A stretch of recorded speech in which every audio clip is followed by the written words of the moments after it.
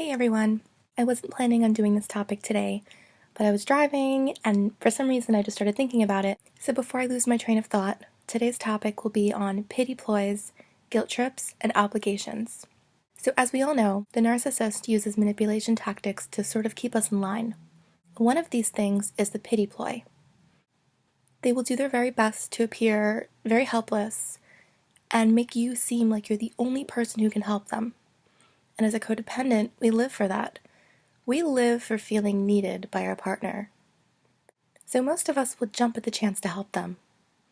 We all know that they're very lazy, they're childish, they are very selfish and entitled, and they also lack boundaries. So to them, it's completely natural to demand everything from you.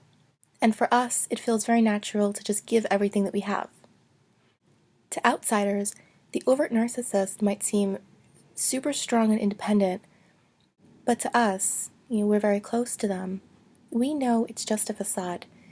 In reality, they're helpless children, and they rely on their partner for everything. So that's the pity ploy. The second part of this is the guilt trip. If we're in a situation where we can't help them, or just don't have the time, they start to lay on the guilt. If you're codependent, the feeling of guilt is something that we have a very hard time dealing with. Really, nobody wants to feel guilty, but it's especially hard for us to process, because we really love our partner, and if we feel that we're hurting them, or if we have wronged them in some way, we almost can't handle feeling that on our shoulders. Another variant of the guilt trip is the obligation. If you've gotten this far in the relationship where the narcissist has you so wrapped around their finger, they start to make you feel that you're obligated to help them with things. We have a very hard time setting boundaries, so rather than putting our foot down, we just go along with it. I experienced a tremendous amount of these things in my relationship. Robert was incredibly helpless and very selfish. If I was busy or unavailable, he would have the most irrational reactions, which is a known trait of the narcissist. They're very immature, and they do have very inappropriate emotions and reactions to things.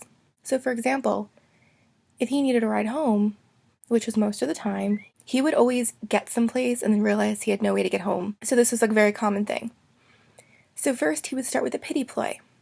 Please, it's cold, I'm tired, I had a long day, please come get me. So if I couldn't, he would lay on the guilt. You're gonna make me take the bus and the train, I'm gonna get home late, and when I get home I'll be in a bad mood, it'll be all your fault. Is that really what you want? And if that didn't work, he would throw out the obligations. You're my girlfriend, you're supposed to be there for me. And as a last resort, he would threaten me. He would say something like, well, if you don't give me a ride home, I'll just call some other girl. She'll love to spend time with me. And that threat usually worked.